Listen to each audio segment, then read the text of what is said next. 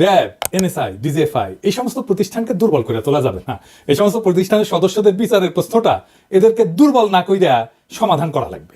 2 number, নির্বাচন ডিসেম্বরে হইতে হবে এবং ইনক্লুসিভ হইতে হবে। ইনক্লুসিভ মানে এটা আওয়ামী লীগ থাকতে হবে, আওয়ামী লীগকে পার্টিসিপেট করতে হবে। 3 নাম্বার, বিডিআর বিদ্রোহের বিচার যা হয়েছে ঠিকঠাক হয়েছে, এটা নিয়ে আর আগানো যাবে না। 4 নাম্বার, দেশব্যাপী যে হানাহানি মারামারি কাটাকাটি হইতেছে এগুলো বন্ধ করা লাগবে। উনি কইছেন মব, নানাবিধ মব বন্ধ করা লাগবে। এইসবের সার কথা কি? সার কথা হইল প্রেসিডেন্ট ইউনূসের সরকারকে দ্রুত বিদায় নেওয়া লাগবে এবং বিপ্লবী তৎপরতাগুলো বন্ধ করা লাগবে। সোজা কথায় স্ট্যাবলিশমেন্টকে ঠিক রাখা লাগবে। আওয়ামী লীগকেও নির্বাচনে অংশগ্রহণ করতে দিতে হবে।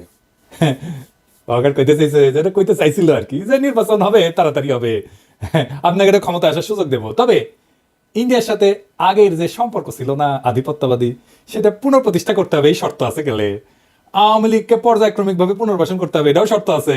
বিডিআরের হত্যাকাণ্ডের বিচার নিয়ে আগাইতে পারবেন, এটাও শর্ত আছে। অন্য সকল বাহিনীর বিরুদ্ধে চলমান তদন্ত বন্ধ করতে হবে, এটা আর একটা শর্ত। আর সেনাবাহিনীর আয় ব্যয়ের যে হিসাব টিসাব আছে না, এটার গোপনীয়তা রক্ষা করতে হবে, এটা একটা শর্ত। খেয়াল করলে দেখবেন যে আওয়ামী লীগের ষড়যন্ত্রের বিরুদ্ধে ওয়াকারের কোনো বক্তব্য নাই, বরং বেশি বাড়াবাড়ি করলে সার্বভৌমত্ব ঝুঁকিতে পড়ার হুমকি আছে। মানে কি? বাংলাদেশের সার্বভৌমত্ব হুমকির মুখে পড়া মানে কি? তো ইন্ডিয়া বাংলাদেশ দখল করে নেবে, তাই তো? দেশের সার্বভৌমত্ব ছিল, স্বাধীনতা ছিল,